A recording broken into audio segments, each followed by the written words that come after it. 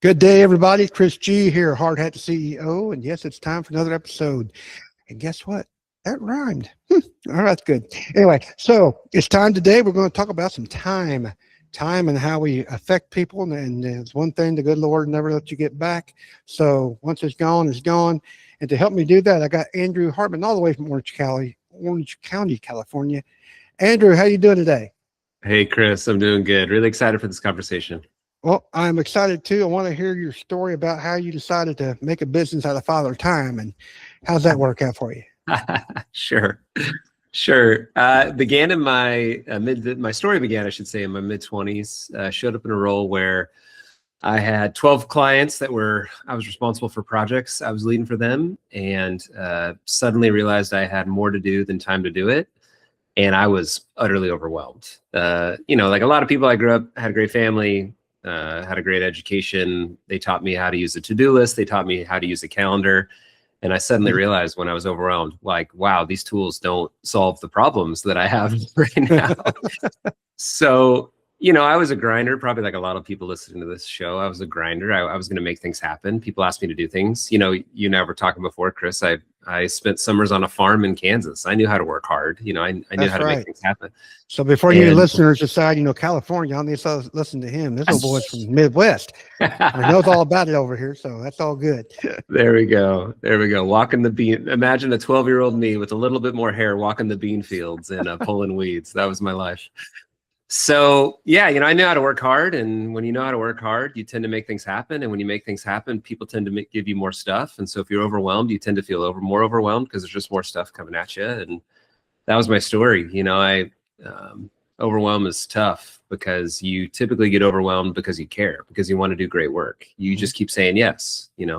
Opportunity comes up, you say yes because you think it's going to be a good opportunity for you.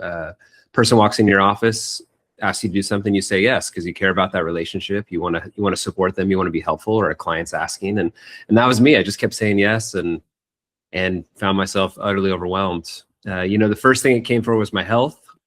Yeah, I would wake up middle of the night, cold sweat, worried about something. Write it down on the Post-it note next to my bed. Wake up the next morning, realize I wrote chicken scratch, couldn't even read it anyways. I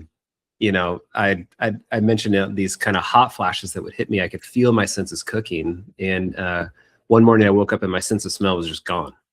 And for 6 months, Chris, decade before COVID, for 6 months, I didn't have a sense of smell. 3 months in, I didn't actually believe it was going to come back. I thought I was permanently broken. And what's amazing, I work with a lot of people that are coming from overwhelm. You'll hear unending migraine headaches, unending irritable bowel syndrome, hypertension. One of my clients had Bell's palsy before we started working together, where half his face was numb as a function of stress. Stress is the yellow flashing light of your life to say, this is not working. We got to figure something else out.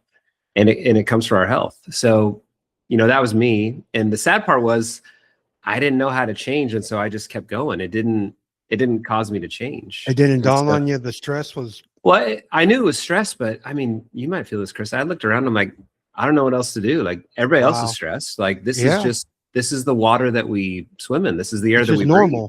Just normal. Yeah. If you want to, and hustle culture tells us this, if you want to be successful, you must grind. That is the gear that you must be in. And so I just thought, well, this is what adult life is. This is par for the course, I guess. And next thing it came for, so it hit my health. Next thing it came for was my relationships. I had 2 little ones, a wife. Would come home. My son Luke loved to play trains. We had this train set in the middle of our living room, this little very cool wooden train set someone had given us. He'd want me to get down on the floor with him. I'd be there with him. And we've been playing trains, and I'm physically there on the floor with him. But in the back of my mind, I am gone. Somewhere else. Yeah. I'm thinking about emails. I'm thinking about projects. I'm thinking about, as soon as he goes to bed, I'm opening up my laptop again, and I'm just going to keep working. I'd open up my laptop. My wife would be going to bed. She'd give me that look like, we're doing this again. And I would shrug my shoulders because I didn't know what to do. I cared about my results. I cared about the relationships in my life, and I didn't know what to do besides grind. The work was the work. I had to get the work done. And again, like we have this kind of American mentality of we just got to do the work at all costs. And I was feeling the cost. It was coming from my health. It was coming from my relationships. Eventually it came from my results too. I was in software. I worked in an early stage software company. We had taken a company from zero to 2 million ARR, which is really hard to do. It's quite a grind. And we had shipped a large project. I knew that project was really taking a toll on me. And I just kept telling myself, I just got to get past this project. I just got to get past this project. Then it'll be different, which is a total lie. I was telling myself. No, never. But yeah, but it keeps you going. Yeah, we say all these things. I just got to get past this quarter. I just got to get past this year, whatever. I just got to get to that vacation. And what we realize is that if we don't change our habits, when we get past this quarter, this project, this vacation, we're still the same person. We're going to do the same things over again because we have developed a certain way of approaching time. So we ship a massive project to this client. A couple days later, and I thought we were done. I thought I could finally take a break. A couple days later, that client reaches out and asks for the next major thing, and my brain just snapped. In a moment, and I burnt out. And my brain said, we're done. I am subtracting all motivation. You no longer get any dopamine from this. I don't know what we're going to do differently, but we're going to have to do something differently. You see, a burnout, Chris, is no different than a financial bankruptcy. In a financial bankruptcy, we become insolvent. We can no longer maintain ongoing operations, and the court comes in and reorganizes us to help us become solvent. When we burn out emotionally, your brain is doing the same thing. Your brain is saying, stop the machines. We're not doing this anymore, but your brain doesn't know how to fix it. So all your brain does is subtract the motivation and say, you've got to try something different. You've got to figure it out, but you got to try something different. And for most people, go ahead. Yeah, I was going to say, well, they don't answer the question. Then what happens? I mean, is it depression or is it just a... So you no longer have the motivation to do the same things you did before. And so if you think about it, like, we are dopamine seeking machines. We take action, we get a result, we get a little dopamine hit. You know, we've all done it where we're halfway into the day and we go back and we create our to-do list for the beginning of the day and start checking things off just so we can feel better. Yeah. You don't get anything from that. Your brain literally subtracts that motivation. So it feels a little bit like depression. It feels a little bit like your brain is almost allergic to stress. Your brain's like, it's like touching a stove. It's almost like trauma. Like, your brain knows if I go that direction, it's going to hurt me. And so you don't drop from 105% to 95%. You drop from 105% to 50%, or you check out of the game, you quit your job. And these aren't things that a vacation solves. I mean, these are really challenging issues. They're deep. So they're very deep. And what's tragic, Chris, 76% of knowledge workers, people that get paid for the decisions they make between their ears, 76%, Gallup says, will burn out in the next 12 months, which means 3 out of 4 people listening to this podcast are experiencing some early sign of burnout, where they're feeling the things that I'm describing, that I'm feeling. And this is just where we are. Like, this is the state of things, which is so tragic. And that's where I was. I just had no vision that it could be different. And so I'll pause. I've been talking a lot. I'll tell you what I did next, but I can pause there if you have. Well, I was going to say, what is the first step? Mindset, changing how you think about things. So yeah. So a couple for me, what I was young and naive enough to say, I was in my late 30s, and I said, I cared about my contribution. What took me to burnout was caring, was yes to results, yes to relationships, yes to opportunity. I wasn't going to change the fact that I wanted to contribute. I wanted to make a meaningful impact in the things that I was focused on, and I wanted to be successful. But I said, I have got to figure out a way to do that from a place of peace and not stress. I have got to find another fuel besides stress, fear, and anxiety. That was the move. And so, again, I didn't know a single person doing that. And I was naive enough to start, but I was a builder. I knew how to build things. So I just made myself the customer. And I every week was making a tiny little adjustment. Probably read every book you can imagine on time management, Chris. And it took me 5 years, hundreds of iterations, but I absolutely solved it. I developed a very simple way to get exceptional results from a place of peace and not stress. And I'm happy to get into the details on that, but it was a revolution. And I pushed it to my team because I didn't want them to, I'm like, you can't mess this up for me. I figured this out. You guys got to run this way as well. It worked for them. I went to work at other companies, installed it there, it worked there. They went to other companies. They would ask me to come coach or train there. And I realized, like, this is not an Andrew Hartman issue. This is a this is how time works. This is a time issue. And that's what began us on this path now to where this is what we do with all of our time with Time Boss, is helping people get results that they want with an experience of peace and not stress. And so I'm happy to share all the details. We can jump into it, whatever's helpful for you. Well, before we get into Time Boss, which is on my list for sure, I believe we're going to be talking about how time relates to values, as well as I think you call it urgency. I guess urgency of management to some extent. Yeah. I was more interested in how time and values, I guess it's where you value the time and you but how does that all work together versus say urgency when it comes to comparison? Well, so if we look in arrears, time, just like our credit card statement, is transactional. The only difference between time and our credit card statement is we might be able to return things on our credit card statement that we regret, but we can't on time. And so if I were to look at your week last week, Chris, in the same way if I were to look at your bank account, I would know a lot about you. I would know a lot about what you value. Now, it may not necessarily be that you value the things that you focused on, but it may show me that you value showing up for people, or you value saying yes to people, or you value being available. There could be all kinds of things that we learn from that. And so, one of my thesis is that our calendar is the real-time expression of our goals and values. And if that's true in arrears, then I want to do the work to make that true on a go-forward basis. The whole idea of Time Boss is this: I am the boss of my future self. My future self is 100% subservient to the planning or lack of planning I do on their behalf. And so I want to be a cause in the matter, and I want to say, what are my goals and values, and how do I express those into the coming week so I actually live out who I want to be, not in next week and look back and feel regret for all the things I didn't do. I want to be a cause in the matter. Give me an example. So I want to, right now I'm writing a book for Time Boss. Okay. And if I don't block time into my week for writing that book, significant amounts of time, it's not going to happen. Because urgent and important items are going to come crashing at me. Clients are going to have needs. My inbox is going to full of email. My team's going to have requests of me. My kids are going to need stuff. I have to do the work on the front end to set up my future self to be able to focus. And so an example, Monday morning, I tied up all my loose ends so that from 8 to noon, I could only write. I went to a Starbucks and I just wrote. That's it. And so, but I set myself up where I could see that I could say yes to that and still be successful across all my other roles, responsibilities, and obligations. I have a way of operating that makes me believe that there isn't actually enough time for me to be fully present and focus on the thing in front of me, even in a chaotic environment where things are coming at me all the time. And that's really what we, go ahead. No, well, in college, I took that class 101 where, time management and so forth. And yeah. So what they taught me was, I took my semester and I divided it up, and I love counting down, but basically I set my lunch time, I set study hour time, I set my classes, obviously the things that you could not get away from or didn't want to get away from. And then everything else kind of filled in the gaps, but you had the time already set aside for the things that were most important to you. And then, exactly right. Is that very similar to what we're talking about here? Very similar, yeah. So we have lost that art as a society. You were well taught in college. Okay.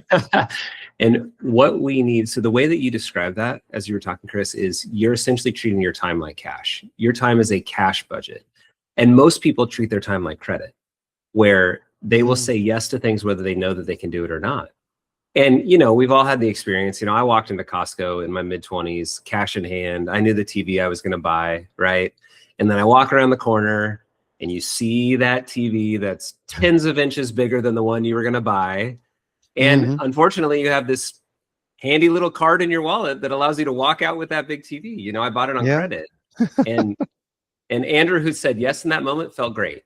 Andrew, who got the credit card statement a month later, was pretty angry about that, right? Because why do we make a good decision? Now, I paid off that TV. We've all bought stuff on credit. That's fine. We can do that from time to time. Sometimes we say yes to things we don't know if we have time, and we can hurry up and we can get caught up. But for the average person, they are saying yes ongoing without any semblance if they have time or not. And it's just like saying yes to only paying with credit. Eventually, you are just making interest payments trying to keep your head above water. And it's the same is true with time. And so what we have to do, our calendar has to become an expression of our budget. Just like you said, there's time that must go to studying. I am pre-committing that time to studying. And when that time comes up, I'm going to study. Yeah. It truly is that simple. Just having a systematic way where we can represent our goals and values on our calendar. And then what we can talk about, you got to plan for reality because it's never going to go the exact way you think it's going to go. But that is the move. That is what allows people to get exceptional results from a place of peace and not stress. But they've got to treat their time like cash and not credit. Well, before we do that, then is the first thing to do is kind of establish your values or what you consider your valuable, like family time, dinner time, Correct. whatever it is, Yeah. going to church. And then, so you set your, I guess, non-negotiables, the times you got to have, and you set those times in your calendar for the, do you recommend weekly, monthly, yearly, or all the above? It just depends on the rhythm. Yeah. So, Yeah. some things happen daily, some things happen weekly, some things happen monthly. I think you gotta block them in there. But the things that are important to you, basically, is what you're valuing, and Yeah. make sure you have the time for it. Yeah. The value.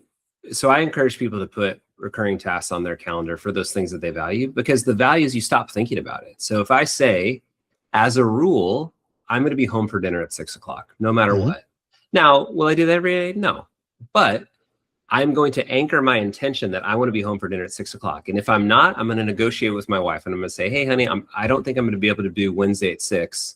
Could we eat a little bit later? Or would you be open to me not being there Wednesday at 6? But by putting it on my calendar, one, I stop thinking about it. My calendar now holds that commitment. So I don't have to think about it anymore. My calendar is going to guide my day. So so one, I'm reducing the cognitive load of my life by getting that stuff to my calendar. And two, just like you did, Chris, in college, I'm just pre-budgeting for the things I value. I'm saying that time is no longer available. That time has already been allocated to family. I'm not going to spend it on something else. Well, I still do that even today on my calendar. It's a lot easier with my phone. You walk around and get it pre-programmed.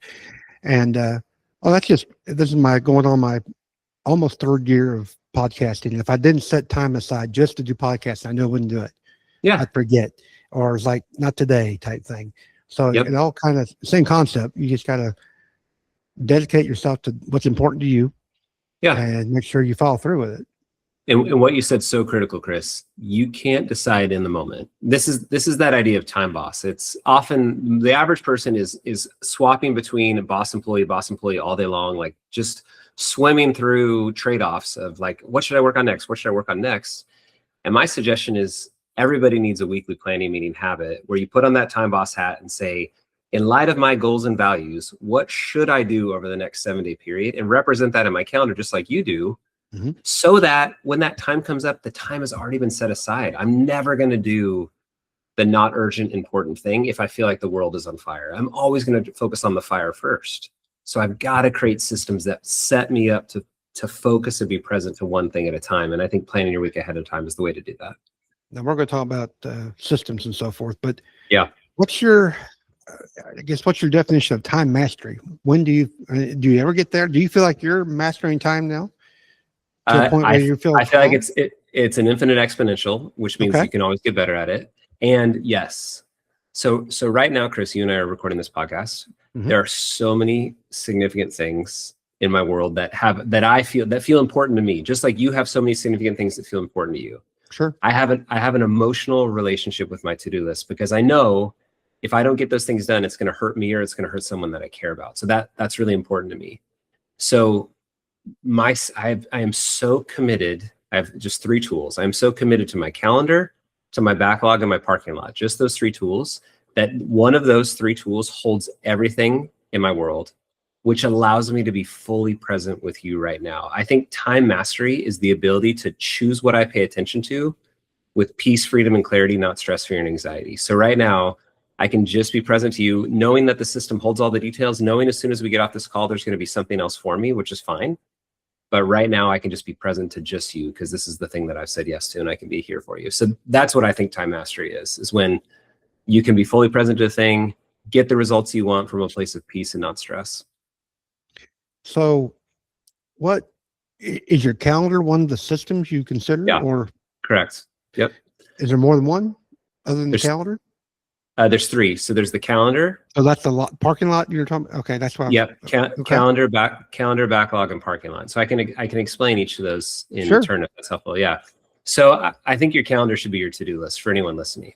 So we were told in high school that you have a to-do list for the items you need to get done, and you have a calendar for commitments when someone else is showing up. You were actually trained better than this, Chris. You were trained to put your priorities on your calendar, which is, I think, the move. Yeah. What we have to do is combine those together, because every task on our to-do list wants time, and our calendars are expression of our time. And if we want to treat our time like cash, not credit, only say yes to things that we actually have time to say yes to, then our calendar needs to become our to-do list. So my encouragement to people is anything you've already said yes to needs to be on your calendar. If you, a recurring task, we've already established recurring tasks. I want to be home for dinner. I want to get a workout in. I want to do podcasting. I want to write the book.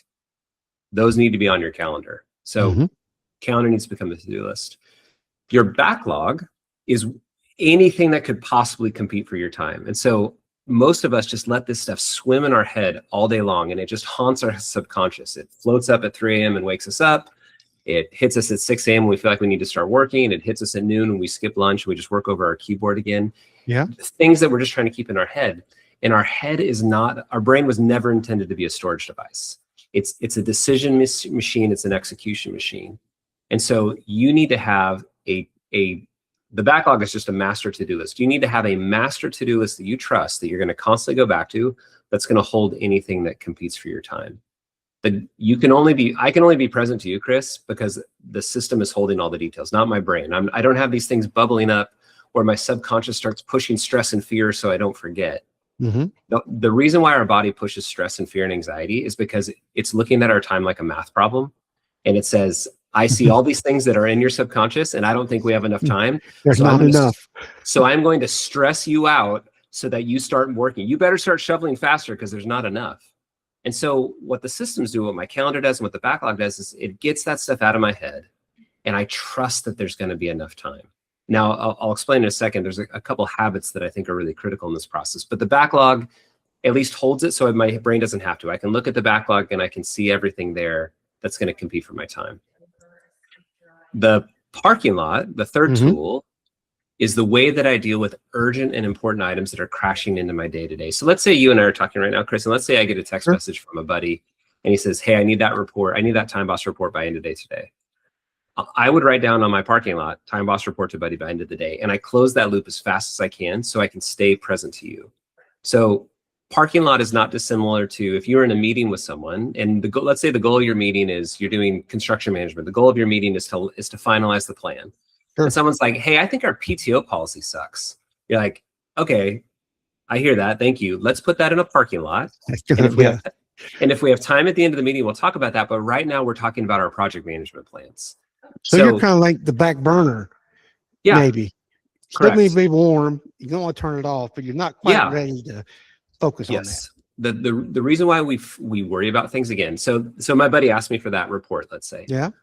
I would stress about that because I'm afraid if I don't work on it, it's going to hurt my relationship with him, and I care about my relationship with him, or even more if it's a client or someone paying you money, right? Like we get emotionally connected.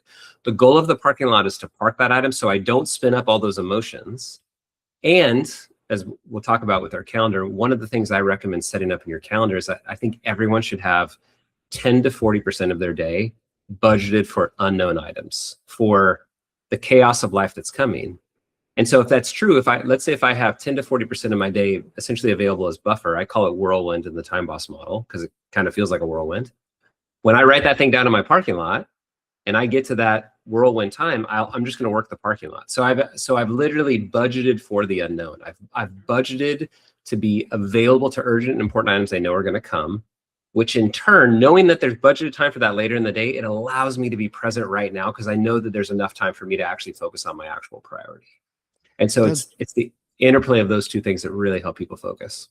Does the backlog and the parking lot have priorities?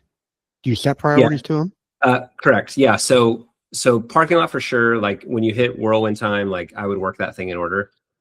So the backlog is a great question, Chris. So my encouragement with people is that they would prioritize and schedule their backlog during a weekly planning meeting.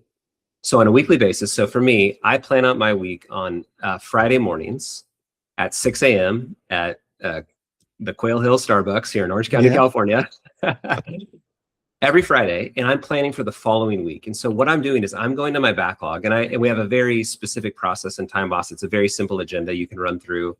I can share more about that later if helpful. But the goal of that time is to really ask the question, in light of all the things that could compete for my time next week, with the time that I have, what should I actually work on? And that's when you go through prioritization. I encourage people to do a breakdown process where they create very actionable next steps that they can take on anything they're prioritizing. And then you map that into your calendar. And then I think the most important step, no one is ever going to have enough time for everything in their backlog. The whole reason why the backlog exists is because we have more than the time to do it. But we have to deal with the items that don't fit, Chris. So for example, let's say I can schedule 25 hours of priorities next week, or 30 hours, whatever the number is. Sure. But I feel like I need to schedule 40. Like I look at my list and I'm like, oh, I feel like I need to do 10 hours more than what I'm doing. The time to deal with those feelings is in your weekly planning meeting. And all kinds of strategies present themselves. You can defer it. If maybe you could look at those items and be like, you know what, we'll be okay. We can wait a week and come back to them. Or maybe you need to start delegating. Maybe you've said yes to things. That's my next question. Delegation. Yeah. Go ahead. But here's the value of that, Chris. Yeah. In the planning meeting, the constraint that's important is me deciding how much of my life I'm willing to give to work. So for example, let's say I decide, so right now with Time Boss, I choose to give 50 hours a week to Time Boss. That's my choice. And I treat that as a rule that can have exceptions, but for the most part, that's a rule. Mm-hmm. What that does then is it forces me to make decisions with my time. So I could just keep working. And that's what I used to do. I used to say yes. When I was working those crazy hours and burning out, I was saying yes to so many things I should have said no to that I had no business doing, but I had no constraint on my time to force me to delegate. So for a number of people, especially a lot of people listening to this podcast, I would imagine, if you're bumping up against your capacity, you should start looking for what are the things that I and only I can do that I need to keep to my calendar, and what can someone else do 70% as well as me, and I need to delegate that. And for a lot of people, they feel that 70% number and they're like, oh my gosh, that is a rough number. Like, we're not going to get a good deliverable if I delegate something at 70%. But John Maxwell has a brilliant system for this. It's called 10-80-10. And have you heard of the system, Chris? No, but I'm thinking of one in my own mind. You gotta just decide that is it that important to do it exactly the way you have to do it, or is it just valuable that it got done, and it's okay. It depends, right? It depends on if that's going to a client. I guess it depends on what it is. I'm sure. Yeah, it depends on what it is. So the 10-80-10 model is very resourceful for people, I think. This, again, John Maxwell study, Dan Martell and Buy Back Your Time also talked about this. And the idea is this: if you have a task, let's say it's a 10-hour task, big task that I'm trying to get off my plate. I'm going to spend 10% of that task setting the person up for success. So maybe I'm writing a document, maybe I'm meeting with them to tell them my expectations, maybe I'm making a video for them to show them how to do it. Then I'm expecting them to do 80% of that work. So the 10 is 10% on the front end, 80 is them doing 80% of that work. Maybe you're checking in, you can do whatever you want. Sure. And the last 10, this is why people don't like to delegate, or last time they delegated, it didn't go well. And they tell themselves, if I want something done right, I got to do it myself, or whatever we tell ourselves, Right. The last 10% is where you come back in with that person and you inspect what you expect. And you're really getting into that deliverable and said, hey, here are the 5 things you did really well. Here are the 3 things that we have got to fix to get this up to speed where we could actually give this to a client. And in a 10-hour task, that's another hour on the back end. So when we delegate, we're not throwing something over the fence and hope it gets done. We are an active member of that process for 2 reasons. 1, we want to get the deliverable that we want, that whatever that thing is. 2, we want to develop our people. The reason why we don't want to delegate to people is because they have not yet had the experience. They haven't been hit with the sticks. They haven't had the education. They haven't had the reps to be good at whatever that task is. And so we must afford them the opportunity, just like someone else did to us, but we must be involved in that process. It isn't just trial by fire, throw them in the deep end and you get that 70% deliverable back and you say, that was terrible, I never want to do that again. You're involved with the process to develop that person, get a deliverable you want, and develop that person so the next time you delegate to them, they're doing it at 75% or 80% or 95%. The last part of the 10 doesn't, they know what you're expecting. Yeah. They know your expectation, and you've got the right person. Yes. It becomes maybe even 5% or less. It depends on. You're exactly right, Chris. But you look it over, that looks good to me. Exactly. But the principle we come back to is I only got there because I ran a weekly planning meeting where I realized that there's not enough time for everything in my backlog and I must delegate. So if we just allow ourselves to bleed time, we will keep things. We'll say, I'll just do it. Or if we don't run a weekly planning meeting, we typically discover maybe Tuesday at 5 o'clock, like, oh, shoot, I didn't get to that. I'm going to work late again tonight. The value of a weekly planning meeting is it gets us ahead of that planning process where we actually have time to delegate. We have time to get that other person involved. We have time to get it over to them where we don't have to be the one to do it. So I'm such a believer in that weekly planning meeting process. And again, meticulously working through the items that we feel stressed about. If you go into your week worried about a bunch of items you don't have time to get to anyways, I call them the children you're not feeding. You're just going to feel fear and anxiety all week long. But if you can run a weekly planning meeting and you meticulously deal with those items, okay, we're deferring that one, we're delegating that one, okay, we're just not doing that one, we're getting rid of that strategy, whatever you have to do, you give yourself emotional freedom to show up next week and just do exceptional work, fully present to the thing in front of you. But it only happens, in my opinion, if you run that weekly planning meeting. I think that's a critical step. That weekly planning meeting, is that just with you or with your team? So it's optional. I run one with myself, and then I run one with an additional one with my team. So with myself is where I'm really working through what are the things that I and only I can do. And then anything that doesn't fit, I'm pushing down into my team. And then my team is taking those items, and my team is running that exact same process. Because all of us, it's cash. Every organization only has so much cash. And so as a senior leader, often what happens, I see this all the time in companies, senior leaders decide they're going to get their relationship with time right, and they're going to have hard boundaries, and then they push it all down to their next level of leaders, and then now all of their leaders are overwhelmed.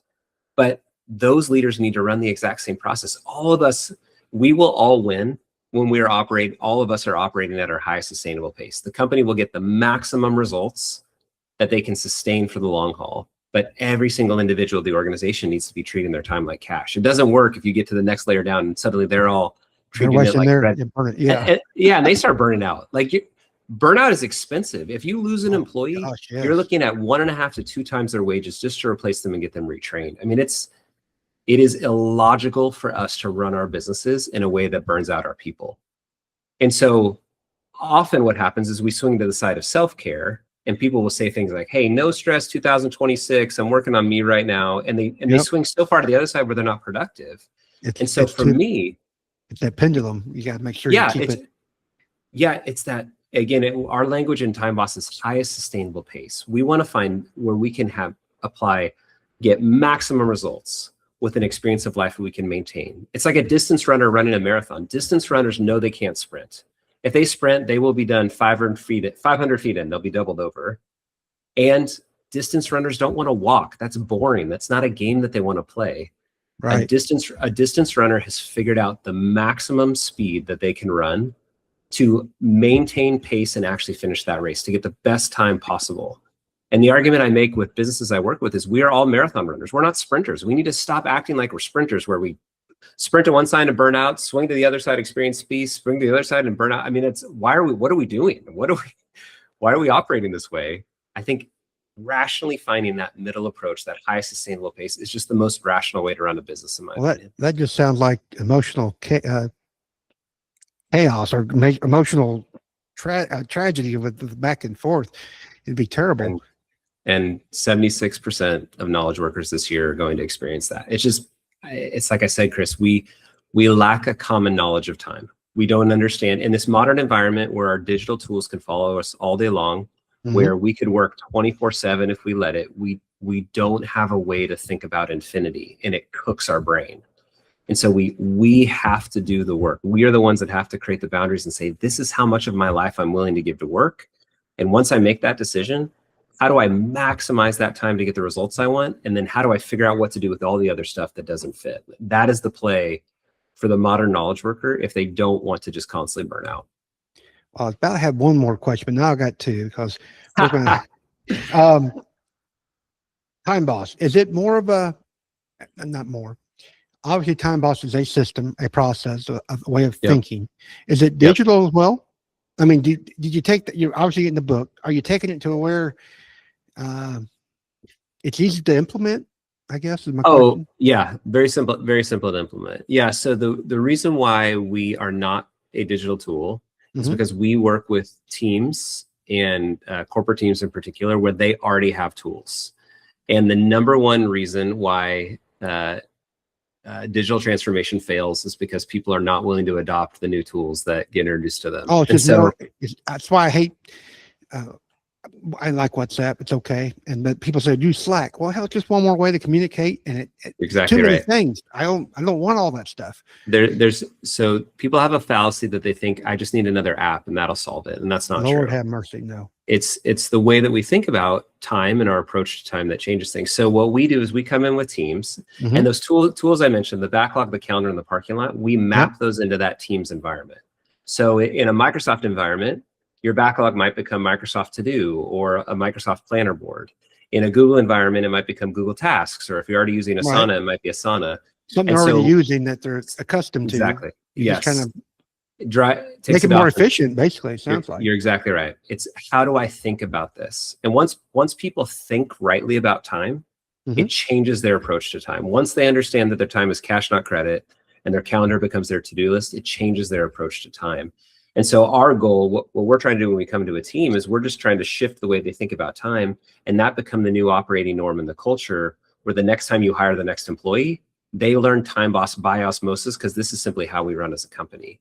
And that's when your results truly go through the roof. We haven't really talked about results, Chris, but my thesis has been peace is a rational way to approach your time. As we increase our peace, most people are so overwhelmed, they need peace. And as we increase our peace, the numbers are staggering. People will see a 30% jump in productivity. They'll perceptively feel like they get 4 hours back in a week. But as a function of peace, because they are so mentally overloaded, it is killing their ability to be effective. And so we are just trying to help people operate in that pocket, again, high sustainable pace, where they are getting both the progress they want with an experience of peace. That's what we're after. And when we close up, I'm going to say, find Andrew's information down in the show notes below, link it, contact him, all this good stuff. But people are going to say, well, I'm too busy for that. I don't have enough time.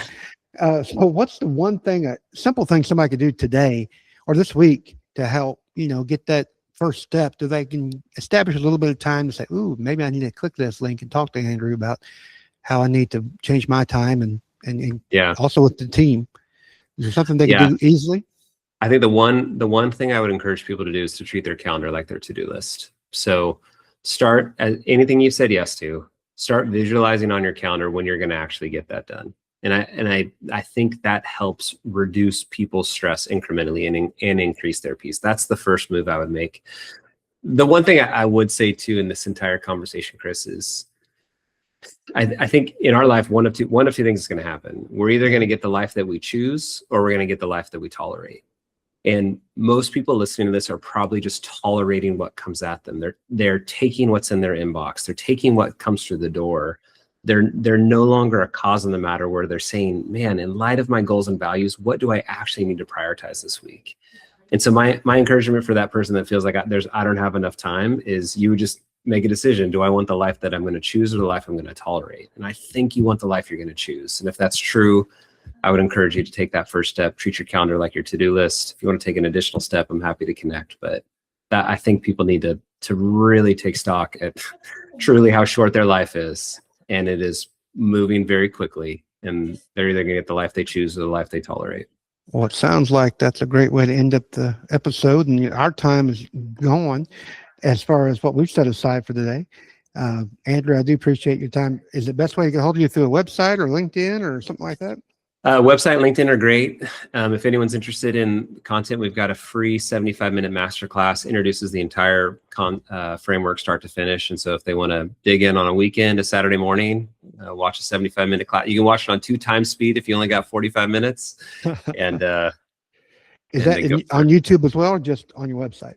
They can get via our website, but it's also on YouTube as well. Awesome. All right. Well, all the information will be down in below. Click on the YouTube, click on the website. Obviously, if you want to talk and chat, go to LinkedIn if you want. This is Chris G. Andrew, thank you very much for your time today. It's very valuable, as we all know. So, thanks, all Chris. right. Good to be with you. God be with you guys till we meet again. Chris G., Hard Hat CEO. Bye-bye.